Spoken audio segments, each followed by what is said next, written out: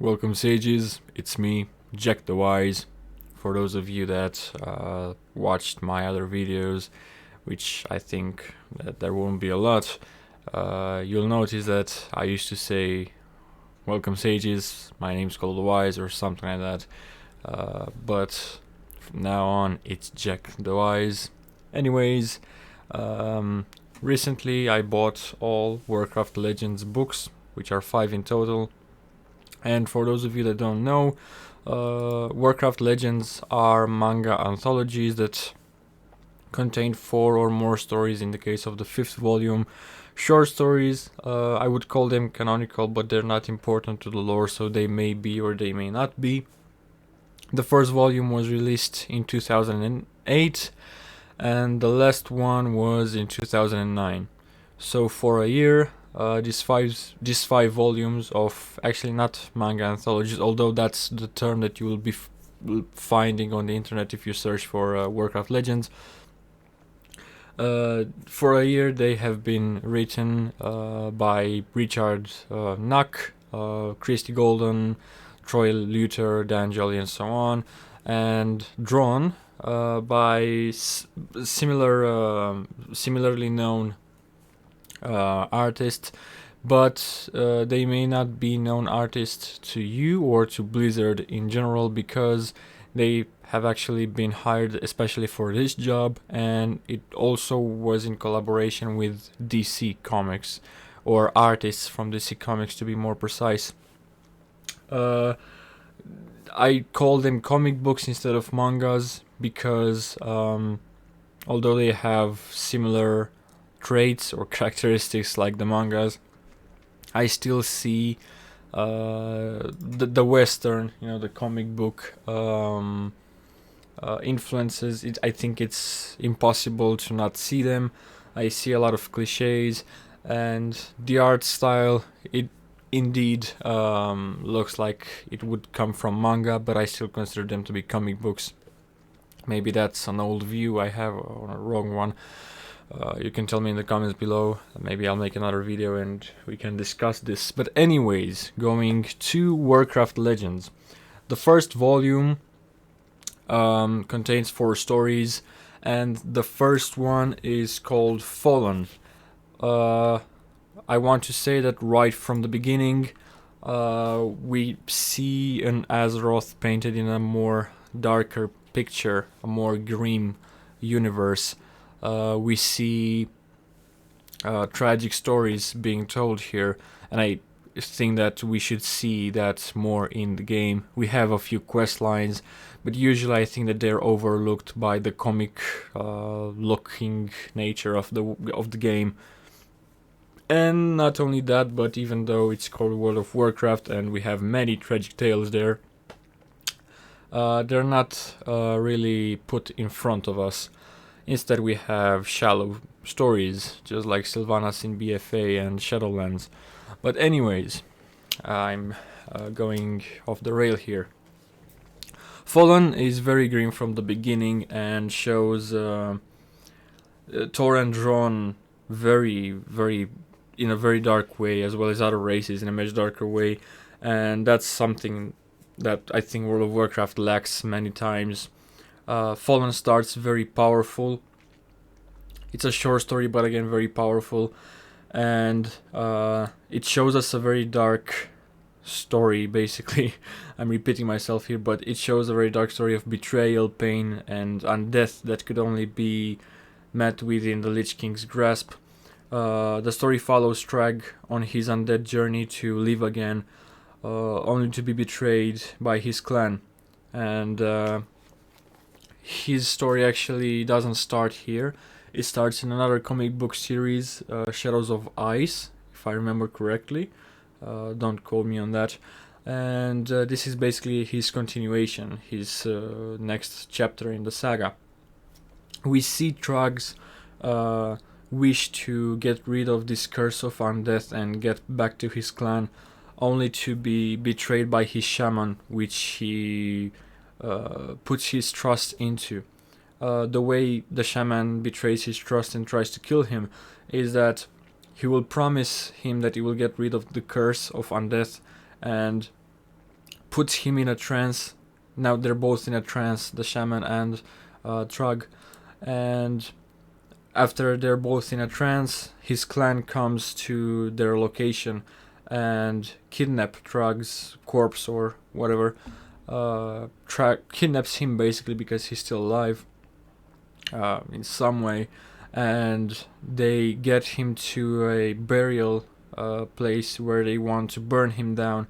And in that trance, he feels that warmth of fire, and he feels that he's about to be killed. All the while, the Lich King talks to him, and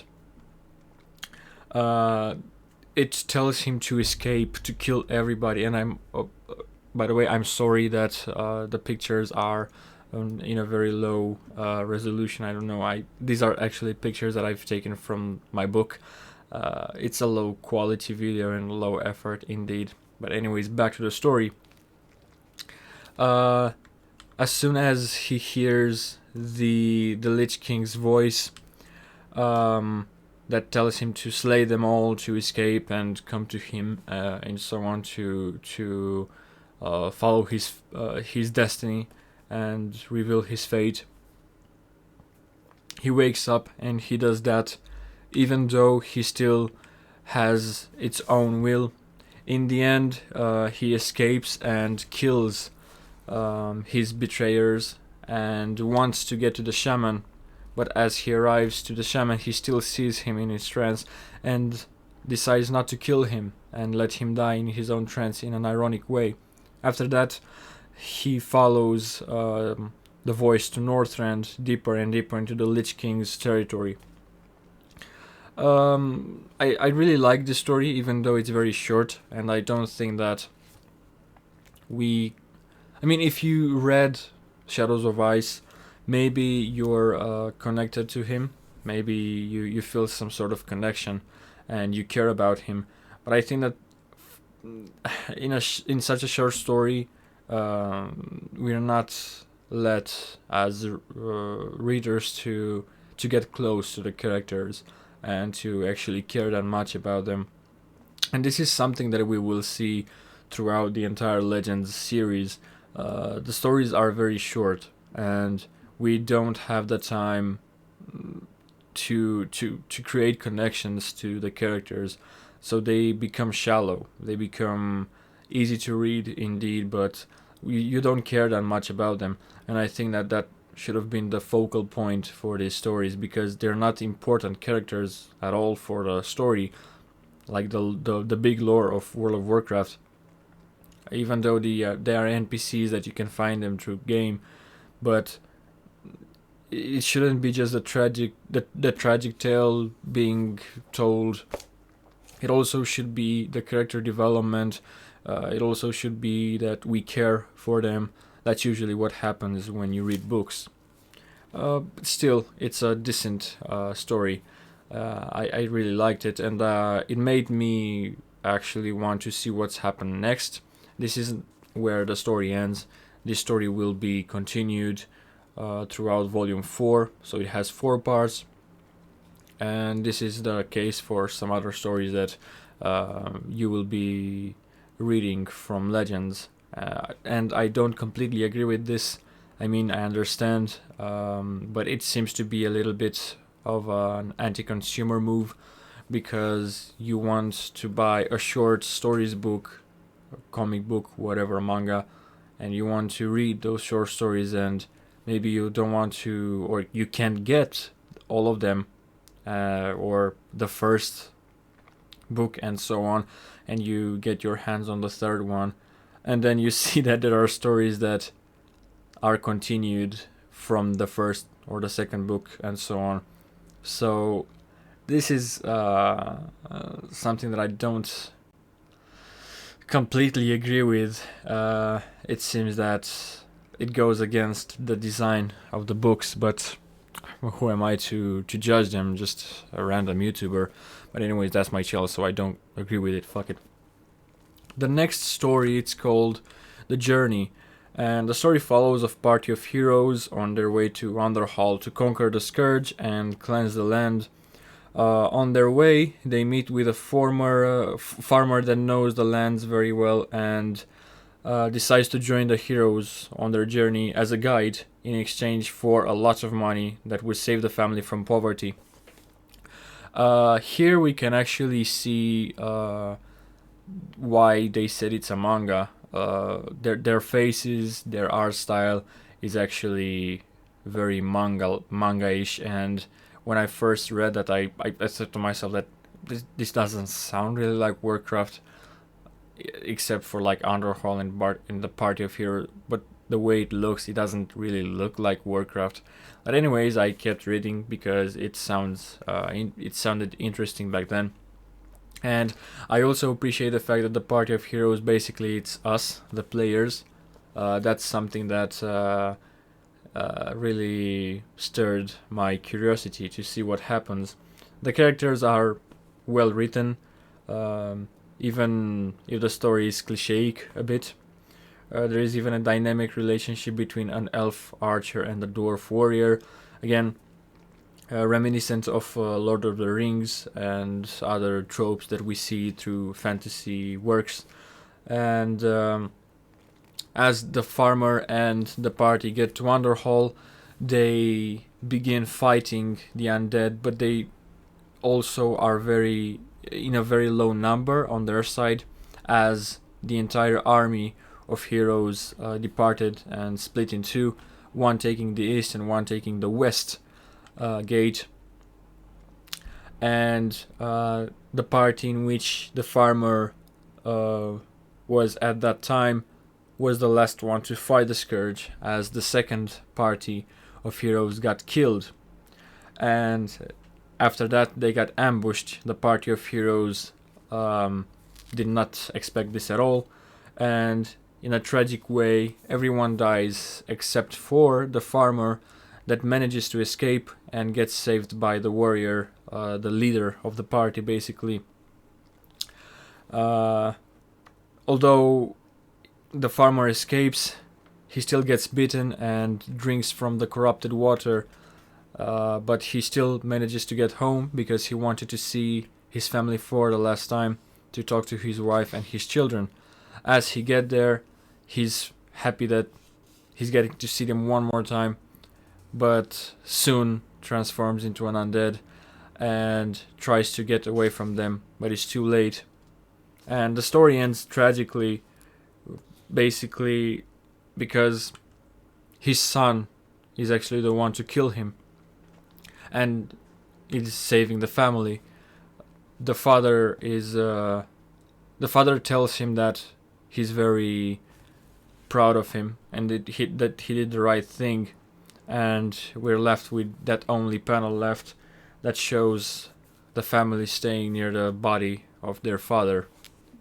It's a tragic story, and I think that, again, maybe I'm a bit biased because I love the Scourge, and I love everything that comes from them. I love every story because everything is tragic, and everything.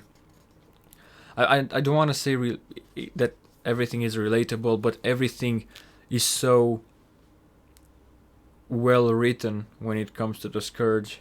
I think that it has been one of the greatest events in World of Warcraft history, and it's a very dark picture that we are shown here, and I truly believe that Warcraft Legends, in some cases, managed to capture what many people had in mind when playing through Wrath of the Lich King or Warcraft 3 and so on, and imagined what actually happened to all those soldiers and all the people living in that world. But after two tragic tales, we are met with the third one, which is called How to Win Friends. And this, from the start, can be seen as a more light-hearted story, in contrast with the first two, and comical in nature, basically. We are following the story of a gnome that is also drawn and conceptualized as cute, talking to his friend Rabbit and stuttering when meeting a dwarf female, basically having no social skills at all. clearly the classic underdog nerd loser type of a character that in the end gets to win, make friends as the title suggests, and starts to believe more in himself. And this is something that I remember writing and thinking to myself before reading the story. It's basically the sad child story that in the end gets the people watching the movie or reading the book feel better about the story. Our gnome is an inventor. Basically, I wouldn't call him a failure, but seen as a failure by his fellows and his people, not only his people but also his townsfolk. At some point during the story, we are seeing the news of a troll coming to attack the town, an enraged troll that's basically very powerful, and it's so powerful that a party of hero needs to arrive, but they also fail. So every time us, the players, go somewhere, basically we fail. But Laszlo, which is the name of the gnome, saves the day by mistake, of course, and just as I predicted, he is now known and liked by everyone. The way he saves the day is that by mistake he wanted to teleport the troll into a chamber or some sorts, and actually gets him teleported from a very high distance, and then he falls down and many things fall on the troll, and the troll gets so scared that when he's found by the dwarves, all that he can say is that get me away from that gnome. So that's it's a fun story, and this is a story. And if you're a fan of Warcraft and gnomes and dwarves, but still very cliche, just like the last story, it's a bit cliche. Of course, we still need light-hearted stories, but I think that it's a fun contrast between the last two stories, at least, and this one. But again, a nice story nonetheless.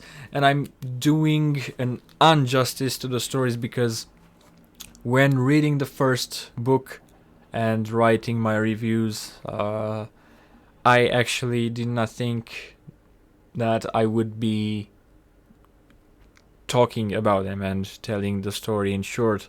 All I did for the first volume was to write small sentences and main ideas, which was a bad idea. For the next volumes, though, I have written the story in short so I can have something to explain.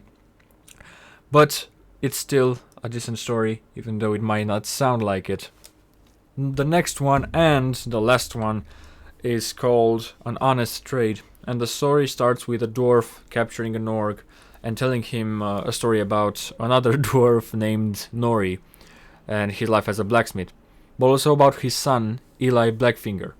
And Eli is not happy at all with the life as a blacksmith and is longing for a life filled with adventures, just like his clients, his father's clients actually. Even though he dreams of this, he lives in the shadow of his father until one night where, disappointed by his father and his undiscriminatory sales to criminals, he decides to break free and start his journey as an adventurer. But his father did not help him at all, and in fact took his armor and weapon, especially weapon, away from him as a punishment, because he told him that he's respected by everyone in the world because he was a very known blacksmith, a renowned blacksmith. But he's not respected by his son. So as a punishment, he doesn't deserve his weapons. So he takes his weapon and gives him a broken short sword that should help him, I guess, in Eli's adventures. Only to after a while, of course, the blacksmith, the father, always thought about his son and even felt sorry for taking his sword from him. But after a while, his son is returned as a corpse to his father by the man that Eli saved from a band of horde thieves. During the man's story, Nori finds out that all of this was because of him selling the sword to criminals, not helping his son with equipment, has led to his son's death. After that, the story follows Nori in his newfound quest of destroying the weapons that he had forged and sold to the criminals, and especially the orc that killed his son. After 3 years, he found Havoc, the orc, and battled him just as his son did, without a good sword. Right as he was about to lose, he regains his strength and kills the orc without a weapon. In the end, injured and very injured, but not only injured physically, but also spiritually, because he thought about his son. Nori smokes one last time as he sits in the middle of the fire. He was about to die from all the wounds that he got throughout that fight, and the last panel lets us know that he will eventually die very soon. And this is a very tragic tale. It felt longer than some others, although I think I explained it even faster than some other stories, but that's because of the disclaimer I gave before. And again, I'm doing an injustice to the story, but I think it's a good story. Overall, the book, as every other volume, is very graphic. Indeed, a bit manga-ish, anime-ish. It has cliche stories, some light-hearted ones, some tragic ones, and I like the tragic ones because I like that feeling that it gives me. I don't consider it the best, but not the worst. I remember that after reading the first one, I was really looking forward to the next ones. It's easy to read and understand, and since no big lore is found inside, because it's also a comic and it takes around I think that you can read it in half an hour, even less if you read fast. Maybe you want to take the pictures, but given all of that, I think that it's good for everyone, except for that continuing sagas that I don't agree with. The quality of the book is very, very impressive, and each page has been carefully crafted to offer a good experience to the reader. The price is a bit high for the content that it has. It could have been a much better, a much larger book with maybe more stories, or stories that are longer, because it suffers from that syndrome of not caring about the characters or about the story. And the price is around like $13, but depending on where you are or from where you buy it, you may end up having to buy them like me for $18 to $19 because of the taxes and so on, for the profit margins. Again, it is a bit high because for the same price you can buy a novel, you can buy Arthas, you can buy Illidan or something like that, and you'll get more hours and more lore, and of course you will not get pictures and drawings like you get here, but you will get a much better experience overall. It's also important to notice that some big names have contributed to writing the story, such as Nock, which I said before, which has been a long time writer for Blizzard Entertainment. I think that the only thing that I have noticed and I really dislike, as I've said before, is that the actions feel rushed, and I feel that if you're not completely a fan of the game, and a bit biased towards it, some of the stories might seem soulless, cliche, clumsy, and chaotic overall, rushed. Longer stories might have helped clearing this and letting the reader get more immersed, but still, it's a decent book. If I was to give it a note, I think that the quality is an 8 because of the format and some images. not easily being understood. And I also noticed that my books and some other books have some words missing. Maybe it's because of translation or printing, but it has some words missing here and there. It's nothing big as you can fill with that word that was missing in your head. The content, I think it's a 6. I don't consider this to be the best stories. And the price, it's a 5. And you will see that for the other books, I give better prices because I'm calculating the price in order with the content that you get. So that's why I give it a 5 to this one. But anyways, if you read them, let me know in the comments. Let me know if I did the injustice to this book, because I know I did. But you can scream all you want in the comments at me. Tell me if you enjoyed this video. I plan to cover the entire Legend series and maybe some other books, because I have a collection full of books that I'm looking forward to read or have read and have written reviews for them, especially for this reason. If you liked this format, let me know in the comments below. Like, subscribe, and I'm Jack. Until next time, stay wise.